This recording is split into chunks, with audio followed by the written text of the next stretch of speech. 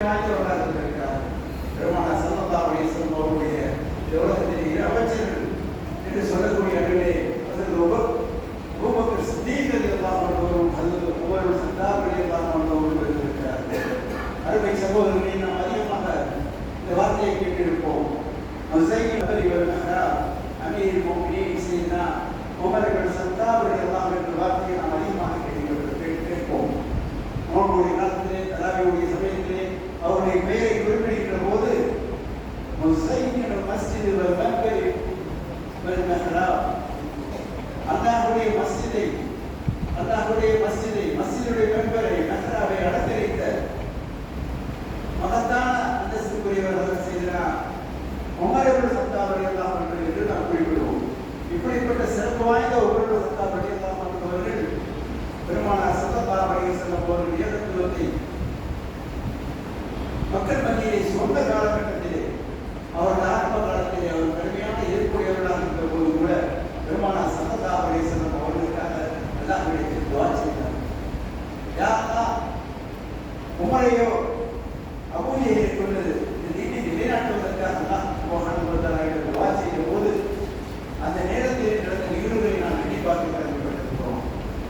பெருமானார் ஸல்லல்லாஹு அலைஹி வஸல்லம் அவர்களுக்கு ஒரு முடிவை கட்டிவிட வேண்டும் என்று குஃபார்களெல்லாம் கிளம்பிய நேரத்திலே ஹஜ்ரத் உமர் ரலியல்லாஹு அன்ஹு மதீனாவில் இருந்தது.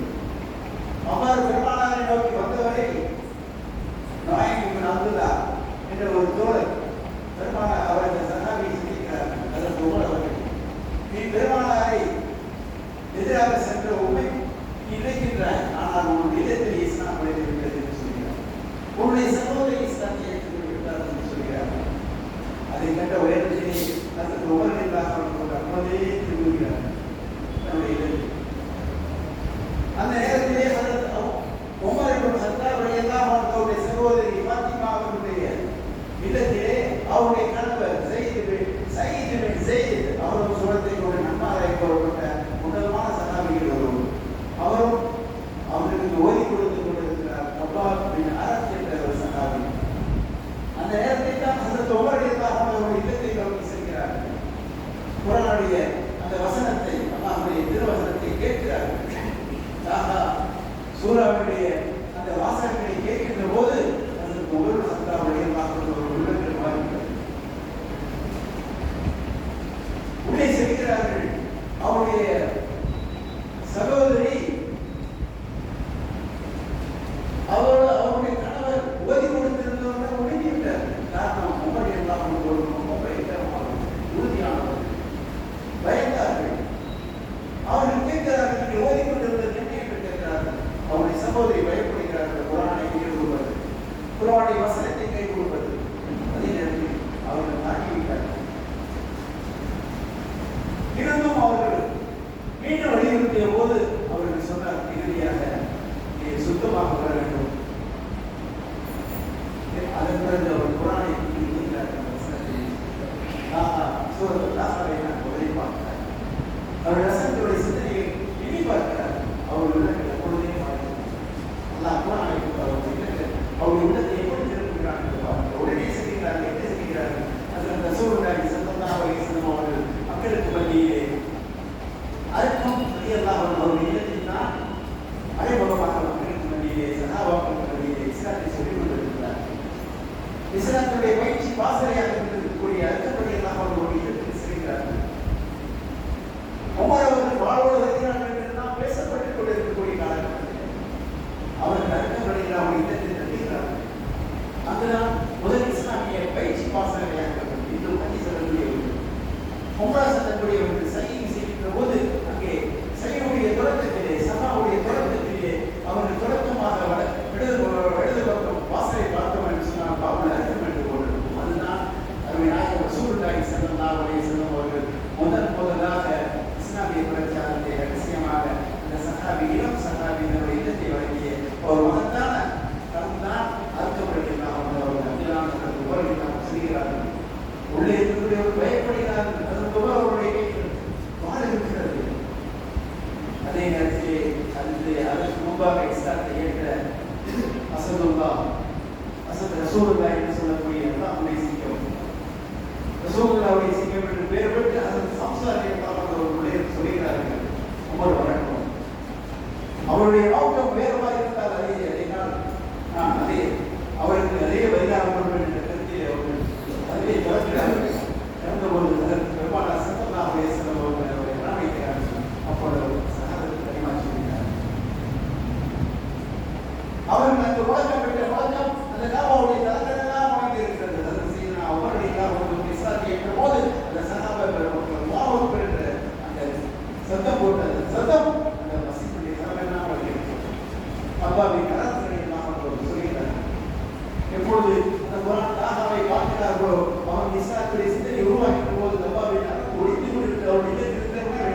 போது அப்பொழுது நான் சொல்கிறார்கள், நேற்று முகமது ஸல்லல்லாஹு அலைஹி வஸல்லம் அவர்கள் அல்லாஹ்விடம் கேட்டார்கள், யா அல்லாஹ், இந்த அபூஜஹலை கொண்டாவது உமரை கொண்டாவது இந்த தீனை நிலைநாட்டுவாயாக என்று அல்லாஹ்விடம் பிரார்த்தித்தார்கள் என்று சொல்லும்போது அல்லாஹ் தஆலா கபூலை உமர் ரலியல்லாஹு அன்ஹு அவர்களை தேர்ந்தெடுத்து விட்டார் என்று சொன்னார். அல்லாஹ் தேர்ந்தெடுத்து போது உமர் பெருமானார் அவர்கள் எல்லா கைகளையும் துணையாக இருந்தார்கள். அவர்கள் பெருமானார் ஸல்லல்லாஹு அலைஹி வஸல்லம் அவர்கள் இஸ்லாத்தை ஏற்றபோது பகிரங்கமாக இஸ்லாத்தை மக்களுக்கு பற்றிய சஹாபாக்கள் பேசக்கூடிய துணிவு வந்தது என்று சொன்னார். அதற்கு உமர் ரலியல்லாஹுடைய வீரமும் அவருடைய சிறத்தன்மையும் காரணமாக இருந்ததை நாம் பார்க்க முடியும். பெருமானார் ஸல்லல்லாஹு அலைஹி வஸல்லம் அவர்கள் கட்டளைக்கு புறப்பட்டார்கள். பெருமானார் ஸல்லல்லாஹு அலைஹி வஸல்லம் அவர்களோடு ஒரு வசீகராக இருந்தார்கள். உஹது மலையிலே அமர்ந்திருக்கின்ற போது, அந்த உஹது மலை ஆடுகின்ற போது பெருமானார் என்ன சொன்னார்?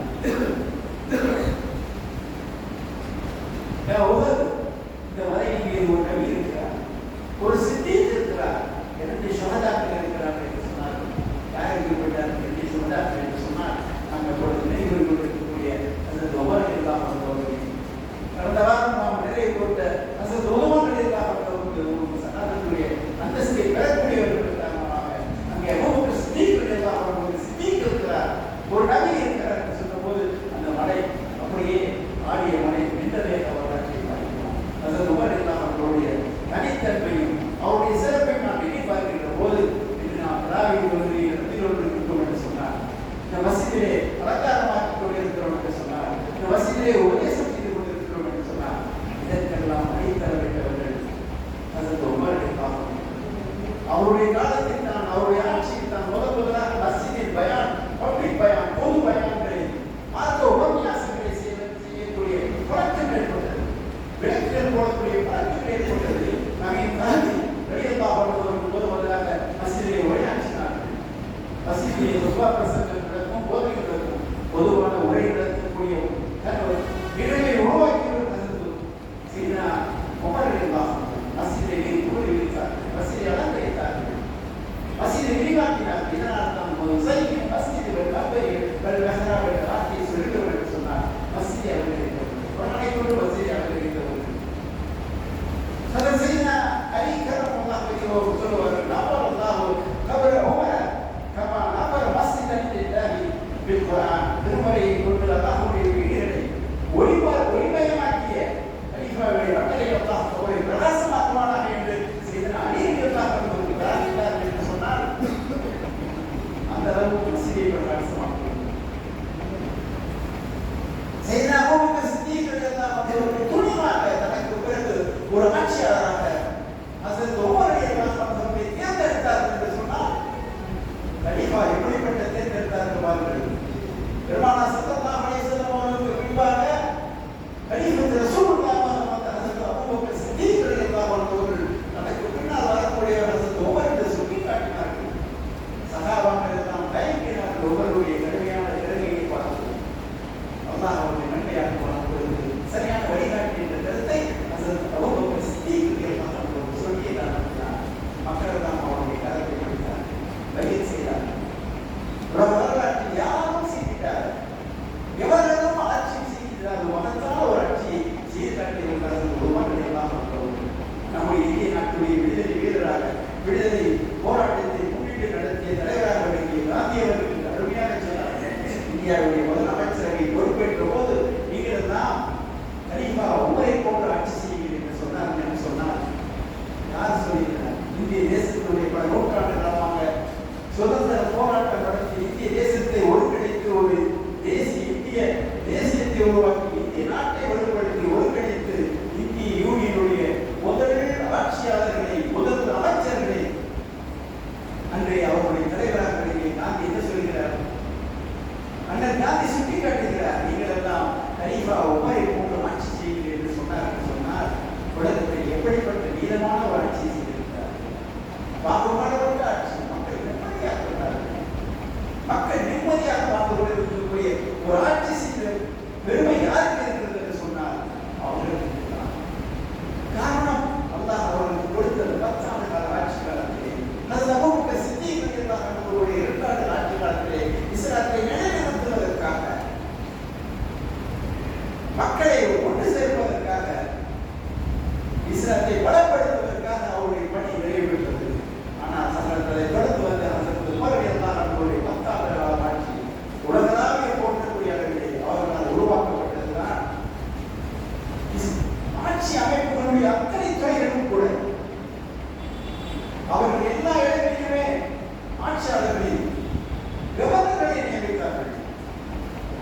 சரியான தகுதி வாய்ந்த நிர்வாகிகளை ஏற்படுத்தினார்கள். எல்லா பகுதிகளிலும் வைத்திய மாநிலத்தை உண்டாக்கினார். சில அபூபக்கர் சித்திகள் எல்லாம் ஒரு காலத்தில் இருந்த வைத்தியமால் அபூபக்கர் சித்திகள் எல்லாம் ஒரு காலத்திலே ஒரு வைத்திய மாநிலத்தில் ஒரு தனி இல்லம் இருந்தது. ஆனால் அவருடைய காலத்திலே வந்த வரவுகள் மக்கள் பணங்கள் எல்லாம் உடனடியே விநியோகிக்கப்பட்டுவிட்டது. அதனால் எப்பொழுதுமே கூட்டியிருக்கும். ஆனால் அதற்கு உமர்கள் சத்தாவர்கள் எல்லாம் அவர்கள் ஆட்சி காலத்திலே கவர்மெண்ட் லட்சக்கணக்கான பணங்கள் வர ஆரம்பித்துவிட்டது.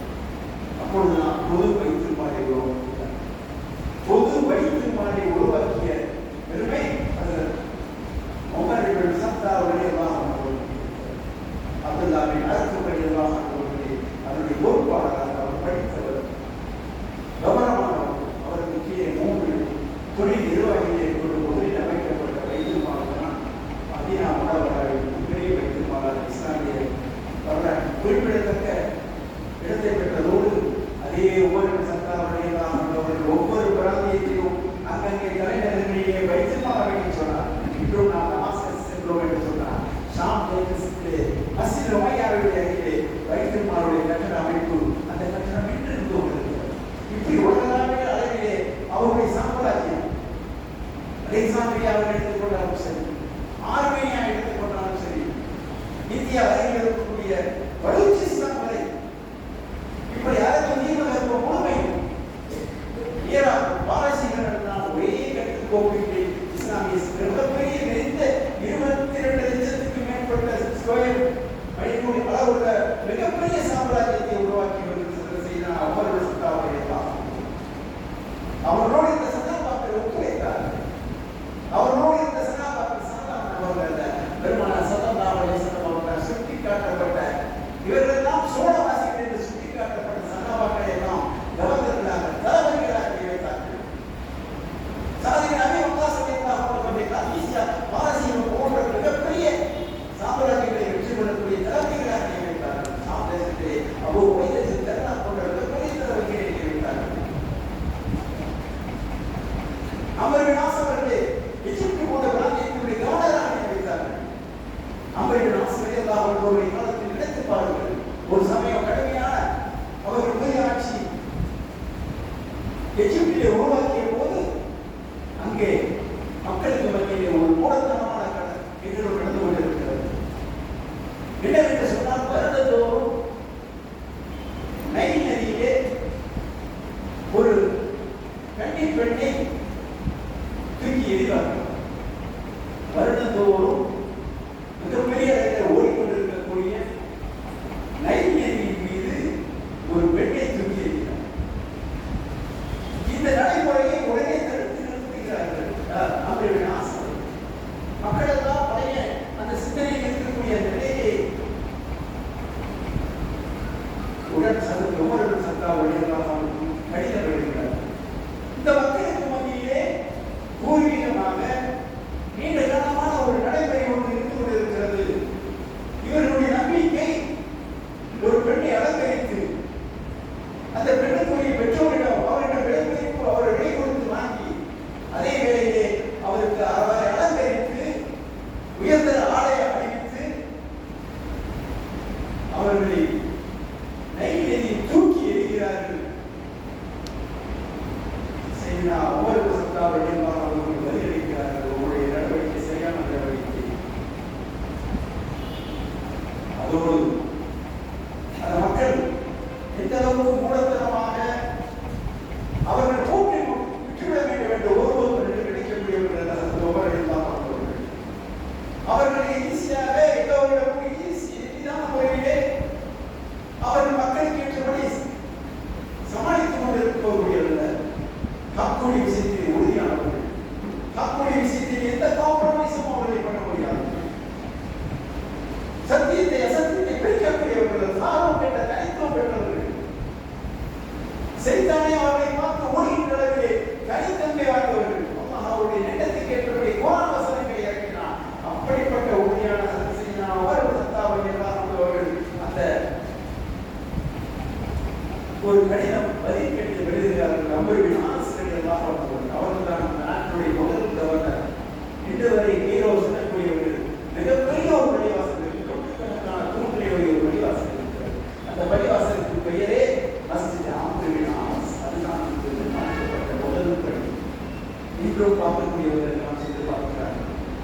அம்புலிமாஸ். அந்த இடத்தில் தான் அவருடைய ஆட்சி தலைமையிடம் இருக்கிறது. செய்தா அவர் எல்லாம் அவர்களுக்கு கடிதம் எழுதுகிறார்கள். இந்த கடிதத்தை அதோடு சேர்த்து நைல் நதிக்கு ஒரு கடிதம் எழுதுகிறார்கள். அந்த கடிதத்தை சொன்னபோது அமர்வின் ஆசவர்கள் சொல்கிறார்கள், நான் நட்டையில் எழுதியிருக்கக்கூடிய இந்த கடிதத்தை நீங்கள் நைல் நதியை தூக்கி எறியுங்கள் என்று சொல்கிறார். அந்த இந்த வாசகம் எழுதியிருக்கிறார் என்று சொன்னால் அல்லாஹ்வுடைய அடிமை மோமின்களுடைய தலைவர் அமீர் மோமின் உமர் அவர்கள் என்ன தெரிகிறார்கள்? அல்லாஹ்வுடைய அடிமை மோமின்களுடைய தலைவர் அமீர் மோமின் உமர் எகிப்து மக்களின் நதியான நைல் நதிக்கு எழுதும் கடிதம் சொல்கிறார். அப்போது என்ன வார்த்தை குறிப்பிடுகிறார் என்று சொன்னால், நதியே, உன்னுடைய சொந்த விருப்பத்தின் காரணமாக, உன்னுடைய சக்தியின் காரணமாக நீ நீர் பாய்கிறது என்று சொன்னால் உன்னுடைய நீர் பாசனம் எங்களுக்கு தேவையில்லை, உன்னிடம் எங்களுக்கு தேவையில்லை. உன்னுடைய சக்தியின் காரணமாக, உன்னுடைய சித்த விருப்பத்தின் காரணமாக நீர் எல்லாம் போகிறது என்று சொன்னால் அது எங்களுக்கு எந்த தேவையும் இல்லை. ஆனால் அல்லாஹ்வுடைய கட்டளைக்கு பிரகாரம் நீர் ஓடுகிறாய் என்று சொன்னார். நாங்கள் அல்லாஹ்விடம் உதவி கேட்கிறோம், அல்லாஹ்விடமே நாங்கள் உதவி கேட்கிறோம் என்று சொல்லி அந்த கடிதத்தை போடுகிறார்கள். வெள்ளிக்கிழமை இரவு, வெள்ளிக்கிழமை நேரம் அமர்வின் ஆசவர்கள் எகிப்து செல்லக்கூடிய ஒரு பார்ப்பார்கள். அற்புதமான நதி, பக்கத்தான ஒரு நதி. கேரளாவுடைய மத்திய பகுதியில் ஓடிக்கொண்டு அற்புதமான தண்ணி. அங்கே போட்ட போது மறுநாள் சனிக்கிழமை காலை அது பெரிய நீர் ஓட்டத்தை ஏற்படுத்தியிருக்கிறார். நீர் பாட்டு ஓடுகிறது. அல்லாஹ் சுப்ஹானஹு வ தஆலா இன்று வரை செய்தனா அவர்களுடைய கடிதத்தை போட்டார்களோ, அல்லாஹ்விடம் நாங்கள் உதவி கேட்கிறோம், நாங்கள் அல்லாஹ்விடம் கேட்கிறோம் என்று சொல்லி இந்த கடிதத்தை அந்த நைல் நதியில் போட்டார்களோ, அன்றிலிருந்து இன்று வரை அல்லாஹ்வுடைய பெருங்கருணை பெரிய நதியில் ஒழுங்கிட்டு பார்க்கிறோம் என்று சொன்னார். செய்தனா அமீர் மோமினின் உமர் ரலியல்லாஹு அன்ஹு எப்படிப்பட்ட வருவாய்ந்தவர்களாக இருப்பார், எப்படிப்பட்ட தக்குவாவுடையவர்களாக இருப்பார். ராஜ்யத்திற்கு மணியாயத்திற்கு தொழில்மானவர்கள் சரியான நிர்வாகிகளை தன்னை நியமித்தார்கள், கண்காணித்தார்கள். அவசியப்படுகின்ற போது அவர்களை பணி நீக்கம் செய்தார்கள். மிகப்பெரிய சகாபாக்களை எல்லாம் பணி நீக்கம் செய்தார்கள். எவர்கள் கொண்டு போய் அவர்களை சொல்ல முடியாதார்கள். அல்லாஹ் அவர்களுக்கு ஒரு சிறப்பான ஒரு ஆட்சியை கொடுத்திருக்கிறார். அப்படிப்பட்ட பெரும் பேட்டை பெற்றிருந்தும் கூட அவர்கள் சும்மா இருந்தார்களா? இரவிலெல்லாம் தன்னுடைய உதவியாளர் அஸ்லமை அழைத்துக் கொண்டு திருவாக செல்வார்கள், பக்கத்து கிராமங்களுக்கு செல்வார்கள். அங்கே ஏதாவது குறை இருக்கிறதா, யாருக்காவது தேவை இருக்கிறதா என்று நாம் தேடி பார்ப்போம். எத்தனை நிகழ்ச்சியை நாம் பார்த்திருக்கிறோம். ஒருவர் ஒரு இடத்திலே தீ எரித்துக் கொண்டிருக்கிறது, தண்ணீர் வைத்து அந்த சட்டியிலே தீ எரித்துக் கொண்டிருக்கிறார், தண்ணீர் கொதித்துக் கொண்டிருக்கிறது. அங்கே போய் பார்க்கிறார்கள் அவர்களுடைய உதவியாளரோடு. அங்கே ஒரு பெண்மணி வெறும் தண்ணீரை சுவைத்துக் கொண்டு பிள்ளைகள் தூக்கி கொண்டிருக்கிறார். அங்கே என்ன இருக்கிறார்? உணவு உடனே பிள்ளைகளுக்கு தண்ணீர் சுவைப்பதோடு அதை பார்த்தால் பிள்ளைகள் தூக்கி விடுகிறது.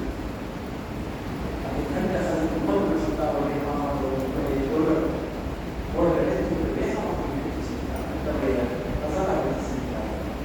அங்கே சென்று போய் மாவுகள் எல்லாம் உணவு பொருட்கள் தூக்கி போகிறார். அவர் உதவியாளர் சொல்கிறார், என் அமீர் மோமின் நான் தூக்கிட்டு வரேன். அப்படி சொன்னார், என்னுடைய சுவையை நான் யாரும் நீ சொல்ல முடியாது.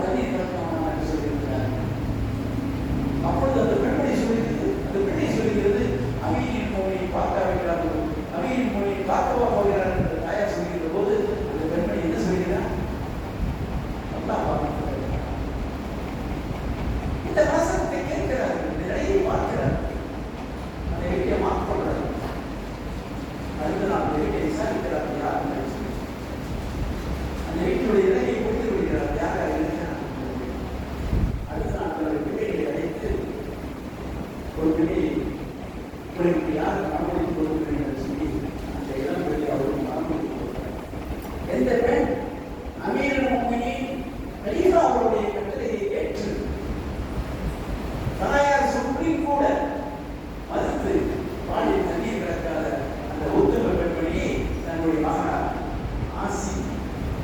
ஆசிம் பெண் உமர் சத்தான் அவர்கள் மனமுடித்து வருகிறார். இக்கால வரலாற்றின் அமர்ந்த போது ஆசிமுக்கு ஒரு பிள்ளை அவர் பிள்ளை அந்த பிள்ளையை கலீஃபாவுடைய மகனார் படித்தார். அப்துல் அசீஸ் பின் மர்வான் அந்த பிள்ளைக்கு பிறந்தவர்கள் தான் உலக புகழ்பெற்ற அமீருல் முஃமினீன் உமர் இப்னு அப்துல் அசீஸ் அவர்கள். இஸ்லாமிய வரலாற்றில் இரண்டாவது உமருக்கு போற்றக்கூடிய ஒரு மகத்தான ஒரு இஸ்லாமிய வரலாற்றில் ஒரு ஆட்சியாளர் குற்றத்தை இதிரி நோய் ஒட்டி காலத்திலே இருந்தார்கள் என்று சொன்னால் இவர்களுடைய வழிவந்தவர்கள் பெற்றோருடைய வழிவந்தவர்கள் ஒரு மகத்தான ஒரு சந்ததியிலே அமீருல் முஃமினீன் உமர் இப்னு அப்துல் அசீஸ் அவர்கள் வந்திருக்கிறார். இப்படி எத்தனையோ விஷயங்கள் சகாபாக்களுடைய சகாபாக்களுக்கு மத்தியிலே அந்த உமர் ரலியல்லாஹு அன்ஹு அவர்கள் ஒவ்வொரு சந்தர்ப்பங்களிலும் ஒவ்வொரு சகாபாக்களை நாம் தங்களை விட்டு அகலாமல் வைத்துக் கொண்டிருக்கிறார். அருகிலேயே வைத்துக் கொண்டிருக்கிறார். காரணம் அவர்களை கொண்டு ஆலோசனை பெறவும் அவர் மதீனா முனவராக இருக்க வேண்டும் என்பதை மிகப்பெரிய ஆர்வம் கொண்டிருக்கிறார். அவருடைய காலத்தில் நான் பைத்துல் மக்தஸ் கைப்பற்றப்பட்டது.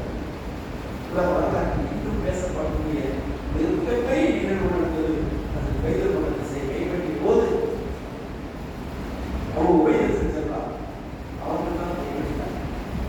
அவரோடு சென்ற சகாபாக்கள் நம்முடைய நாசமான சகாபாக்கள் காயத்தை வளைத்து போன்ற சகாபாக்கள் சுபாதாவை சாமி போன்ற சகாபாக்கள் மிகப்பெரிய சகாபாக்கள் எல்லாம் பைத்துல் மக்தஸை வெற்றி கொண்ட போது அந்த மக்களுக்கு மத்தியிலே அந்த பைத்துல் மக்தஸுடைய நகரிலே அவர் அந்த பைத்துல் மக்தஸுடைய சாவியை கொடுப்பதற்கு அதற்கு உங்களிடம்தான் கொடுக்கும் என்று சொல்லியிருக்கிறார். காரணம் என்று சொன்னால் வேத வெளிப்பாடுகளில் அதற்கு உமர் எல்லாம் அந்த ஒரு காலத்தை அவர்கள் மேம்படுத்துவார்கள் என்று அதற்கு உமரை பற்றி முன் வேதங்களில் குறிப்பிடப்பட்டிருக்கிறதை பார்க்கிறோம். முன் வேதங்களில் கூட அதற்கு பெருமானார் ஸல்லல்லாஹு அலைஹி வஸல்லம் அவர்களை தோழர்களான செய்த அபூபக்கர் சித்தீக் ரலியல்லாஹு அன்ஹு அவர்களை பற்றியும் உமர் ரலியல்லாஹு அன்ஹு அவர்களை பற்றியும் முன் வேதங்களில் அறிந்திருக்கிறார்கள். வேதக்காரர்கள் என்று சொன்னால் அதற்கு உமர் இப்னு கத்தாப் ரலியல்லாஹு அன்ஹு அவர்கள் இப்படிப்பட்ட ஒரு மகத்தான ஒரு அந்தஸ்தை பெற்றிருக்கிறார்கள் என்பதை நாம் எதிர்பார்க்கிறோம். அவருடைய காலத்தில் தான் சிறைச்சாலைகள் அமைக்கப்பட்டது. அவருடைய காலத்தில் தான் வேண்டு முறைப்படுத்தப்பட்டன. நில அளவிகள் குறைப்படுத்தப்பட்டன. அவருடைய காலத்தில் தான் பாடசாலைகள் உருவாக்கப்பட்டது. மஸ்ஜிதுகள் அருகேயே பைத்துல் மக்தஸ் உருவாக்கப்பட்டது. அவருடைய காலத்தில் தான் ஆங்காங்கே பயணியர் விடுதிகள் உருவாக்கப்பட்டது. கெஸ்ட் ஹவுஸ்கள் ஒவ்வொரு நகரங்களிலும் கெஸ்ட் ஹவுஸ்கள் இருந்தது. அங்கே பயணிகளுக்கு வேண்டிய உணவுகளை வைத்தியமானவர்கள் அவர்களுக்கு சமைத்து கொடுப்பார்கள். எப்படிப்பட்ட ஏற்பாடுகளை எல்லாம் அதற்கு உமர் ரலியல்லாஹு அன்ஹு அவர்கள் செய்திருக்கிறார்கள் என்று சொன்னார். அது மாத்திரமல்ல, கைபர் யுத்தத்திலே அதற்கு பெருமானார் ரசூலுல்லாஹி ஸல்லல்லாஹு அலைஹி வஸல்லம் அவர்களோடு கலந்து கொண்ட கைபர் யுத்தத்திலே அவர்களுக்கு ஒதுக்கப்பட்ட நிலத்திலே என்ன செய்தார்கள் தெரியுமா? அல்லாஹ்வுடைய பாதையிலே நான் வக்ஃப் செய்ய விடுகிறேன் என்று சொல்லி வக்ஃப் செய்வதிலே முன்னுதாரணமாக முதலில் வக்ஃப் செய்தவர்கள் அதற்கு உமர் ரலியல்லாஹு அன்ஹு. அவர்களுக்குரிய இடத்தை பகிரங்கமாக வக்ஃப் செய்தார். இவருடைய வாரிசுக்கும் அதை உரிமையாக்காமல் அதை அல்லாஹ்வுக்காக வக்ஃப் செய்த மிகப்பெரிய பெருமைக்குரியவர்கள் தான் அதற்கு உமர் ரலியல்லாஹு அன்ஹு அவர்களுக்கு எண்ணி பார்க்கின்ற போது அவருடைய நிலையை பெருமானார் ஸல்லல்லாஹு அலைஹி வஸல்லம் பலமுறை சொல்லி காட்டியிருக்கிறார். நான் உங்களுக்கிடையே இன்னும் எத்தனை காலம் நான் வாழ்ந்திருப்பேன் என்பதை நான் அறிய மாட்டேன். நிச்சயமாக எனக்கு பின்னால் நீங்கள் அபூபக்கர் ஓய்வு பெற்றிருக்கிறேன்.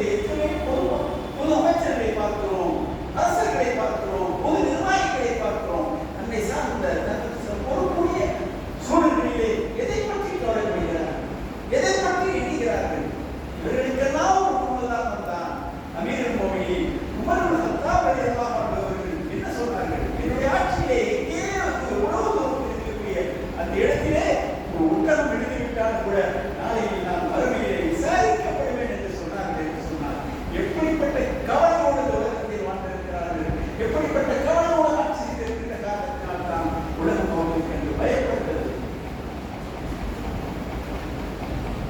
மிகப்பெரிய சாம்ராஜ்யத்தை உருவாக்கி காட்டிய உதாரணமாக இன்று வரை பேசக்கூடிய உமரணிக்காக பற்றி பேசாத எந்த தலைவரும் இருக்க மாட்டார்.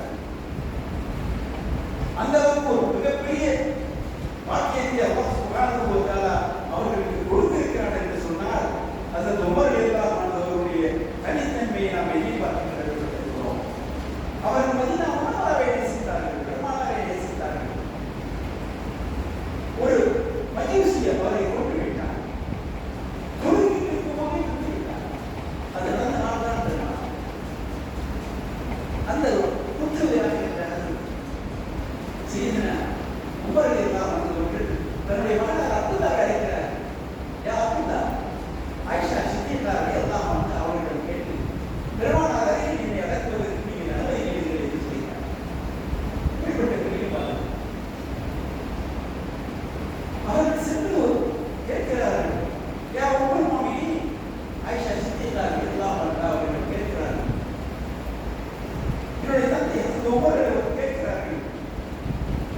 அப்பொழுது அன்னை ஆயிஷா சித்தியல்லா ரலியல்லாஹு அன்ஹா அவர்கள் சொல்கிறார்கள், அந்த இடத்திலே எனக்காக வைத்திருந்த இடம் நான் அதை உமருக்கு நான் கொடுக்கிறேன் என்று சம்மதம் தெரிவித்திருக்கிறார். பாருங்கள், அன்னை எப்படிப்பட்ட மனமுடையவர்கள். தனக்காக அதனை நாயகம் ரசூலுல்லாஹி ஸல்லல்லாஹு அலைஹி வஸல்லம் அவர்கள் பக்கத்திலே அடக்கப்படக்கூடிய வாய்ப்பு இருந்த அந்த இடத்தை உமரையெல்லாம் அவர்களுக்கு விட்டுக் கொடுத்திருக்கிறார்கள் என்று சொன்னார். சாதாரண ஒரு இன்றும் நாம் பார்க்கிறோம் அல்லவா, பெருமான ஸல்லல்லாஹு அலைஹி வஸல்லம் அவருடைய மகாம் சென்று யா ரசூலல்லாஹ் அஸ்ஸலாமு அலைக்கும் யா ரசூலல்லாஹ் அஸ்ஸலாமு அலைக்கும் யா ஹபீபல்லாஹ் அன்னக யா ரசூலல்லாஹ் என்றெல்லாம் பெருமானார் என்று சலாம் சொல்லி நம்முடைய உறுதிப்படுத்துகின்ற அந்த தருணத்திலே அடுத்ததாக யாருக்கு சலாம் சொல்கிறோம் அல்லது ஒவ்வொரு ஸ்பீக்கரையெல்லாம் யா ஹபீப் ரசூலுல்லாஹ் அஸ்ஸலாமு அலைக்கும் என்று சொல்கிறோம். அடுத்து அமீர் முஃமினீன் உமர் ரலியல்லாஹு அன்ஹு அவரை பார்த்து நான் சலாம் சொல்கிறேன் என்று சொன்னார். அந்த இடத்திலே ஆயிஷா சித்தியல்லா ரலியல்லாஹு அன்ஹா அவர்களுக்கு அவர்கள் மனதில் அந்த இடத்தில் அடக்கப்பட வேண்டும் என்ற இடத்தை விட்டுக் கொடுத்திருக்கிறார் என்று சொன்னார். எப்படிப்பட்ட நிலைமை.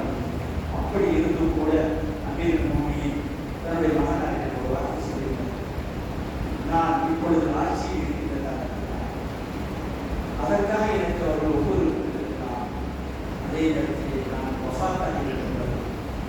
நான் என்னுடைய உயிர் போன பிறகு மீண்டும் ஆயிஷா சித்தியல்லா ரலியல்லாஹு அன்ஹா அவர்களிடம் திரும்புகிறேன் என்று சொன்னார். நான் பொறுப்பில் இருக்கின்ற காரணத்தினால் எனக்கு சம்மதித்து விட்டார்களோ, என்னுடைய பொறுப்பில் அதிகாரம் இருக்கின்ற காரணத்தினால் அவர்கள் சம்மதித்து விட்டார்களோ என்று நான் அந்த அச்சம் ஏற்படாத அவர்கள் நான் இறந்து விட்டார்கள் கூட மீண்டும் ஒருவரை அன்னை ஆயிஷா சித்தியல்லா ரலியல்லாஹு அன்ஹா அவர்கள் கேட்டு சொல்லும்போது மீண்டும் அந்த அன்னை அவர்கள் உமர் ரலியல்லாஹு அன்ஹு அவர்களை அழைப்பதற்கு அவர்கள் உடன்பட்டு அவர்கள் சம்மதம் தெரிவித்திருக்கிறார்கள். எப்படிப்பட்ட அவர்கள் அடிக்கடி கேட்பார்கள், அவர்கள் எப்படி கேட்டிருக்கிறார்கள். அல்லாஹ் மறுசொல்லி சனாதனத்தை சபீலி வஜல் மௌதி வலஜ நபீதி யா அல்லாஹ், உன்னுடைய பாதையை நான் சனாதனத்தை அடைவதற்கு எனக்கு தௌஃபீக் செய்திருக்கிறார். உன்னுடைய பாதையிலே நான் மரணமடைவதற்கு எனக்கு வாய்ப்பு கொடு.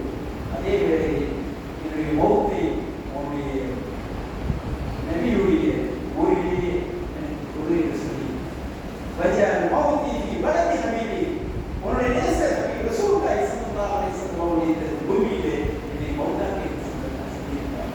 அவர்கள் எப்படி துஆ கேட்டார்களோ அதுபோல ஒரு சனாதனுடைய அந்தஸ்தை அவர்கள் பெற்றிருக்கிறார்கள். உலகம் போற்றக்கூடிய ஒரு சனாதன், உலகம் போற்றக்கூடிய ஒரு ஆட்சி. உங்களுடைய ஆட்சி என்று சொல்லும்போது உலகத்தில் எல்லா இடங்களிலும் பார்க்கணும். ஏறத்தாழ 4000 வசதிகள் உலகத்துக்கும் அவர்களுடைய காலத்தை கட்டப்பட்டிருக்கிறது. அவர்கள் நாடு போட்டிருக்கிறார்கள்.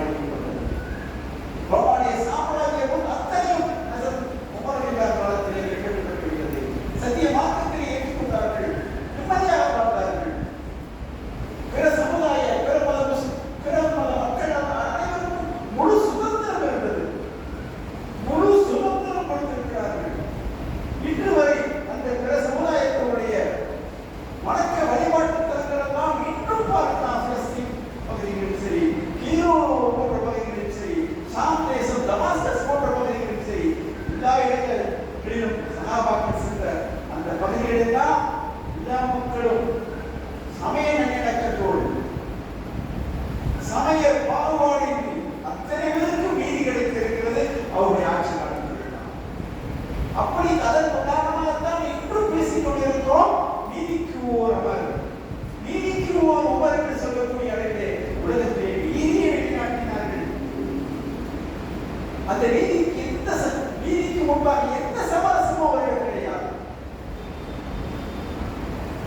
பெருமானார் ஸல்லல்லாஹு அலைஹி வஸல்லம் அவருடைய காலத்திலே பல குர்ஆன் ஆயத்துகள் கூட அதற்கு உமருடைய காரணத்தோடு விருப்பத்தின் அடிப்படையிலே அவர்களுடைய எண்ணத்தின் அடிப்படையிலே குர்ஆனை எழுதியிருக்கிறது. அதனால் தான் பெருமானார் ஸல்லல்லாஹு அலைஹி வஸல்லம் அவர்கள் அல்லாஹ் அவருடைய நாவில் பேசுகிறார் என்ற கருத்தெல்லாம் பேசியிருக்கிறார்கள் என்று சொன்னார். அப்படிப்பட்ட உயர்ந்த அந்தஸ்து பெற்றவர்கள் அந்த உமர் இப்னு ஸல்லாஹ் ரலியல்லாஹு அன்ஹு அவர்களை பற்றி நாம் படிக்கக்கூடிய வாய்ப்புகள் கிடைக்கக்கூடிய நேரங்கள் எல்லாம் அவர்களுடைய வரலாற்றை நாங்கள் படிக்க வேண்டும். காலமெல்லாம் போற்றக்கூடிய பின்பற்றக்கூடிய ஒரு முன்மாதிரியான ஆட்சியை, முன்மாதிரியான ஒரு வழிகாட்டுதலை பெருமானார் ஸல்லல்லாஹு அலைஹி வஸல்லம் தெளிவாக சொல்லி காட்டினார்கள். நான் எவ்வளவு காலம் வாழ வேண்டும் என்று நான் அறிய மாட்டேன். எனக்கு பின்னால் அபூபக்கர் உமரை பின்பற்றுங்கள் என்று சொன்னார். இந்த உமர் பின்பற்றுவதற்கு தகுதிகளை வந்தாங்க. பெருமானார் ஸல்லல்லாஹு அலைஹி வஸல்லம் அவர்கள் சுட்டிக்காட்டியிருக்கிறார்களோ அந்த அடிப்படையிலே அமீர் மோமினின் ரலியல்லாஹு அன்ஹு அவருடைய அல்லாஹ்வுடைய தஆலாவை என்ன உயர்த்தி வருவாங்க. பெருமானாரால் நற்செய்தி சொல்லப்பட்டவர்கள், பெருமானாரால் சோழ நற்செய்தி சொல்லப்பட்டவர்கள், அவர்கள் சோழ வாசிகள் என்று சொல்லப்பட்டவர்கள். அந்த உத்தம சகாபாக்களின் பொருட்டால் அல்லாஹ் சுப்ஹானஹு வ தஆலா அவர்களுக்கு இருந்த உறுதியையும் அவர்களுக்கு இருந்த ஈமானுடைய பலத்தையும் அவர்களுக்கு இருந்த நன்மாராயத்தையும் அவர்கள் பெற்ற நல்லாட்சிகளையும் அவர்கள் பெற்ற நன்மாராயங்களையும் அல்லாஹ் சுப்ஹானஹு வ தஆலா நமக்கும் தந்தருள்வாராக. அவங்களை பின்பற்றி நடக்கக்கூடிய தோல்விக்கு நம்ம முஸ்லிம்கள் உலக மக்கள் அனைவருக்கும் தந்தருள்வாராக. உலக மக்கள் யாவரும் அதை செய்து அவர்கள் காலத்தில் எப்படி சமத்துவமானவர்களாக, எப்படி சமய நல்லிணக்கமுடையவர்களாக இருந்தார்களோ அப்படிப்பட்ட நிலையில் உலக மக்கள் அனைவரும் சமய நல்லிணக்கத்தோடு இருக்கக்கூடிய ஒரு நல்ல சூழலையும் செய்து அவர்களுடைய ஆட்சியை கொண்டு எப்படி காந்தி சுட்டிக்காட்டினாரோ இந்திய தேசிய டெல்லியில் அமைக்க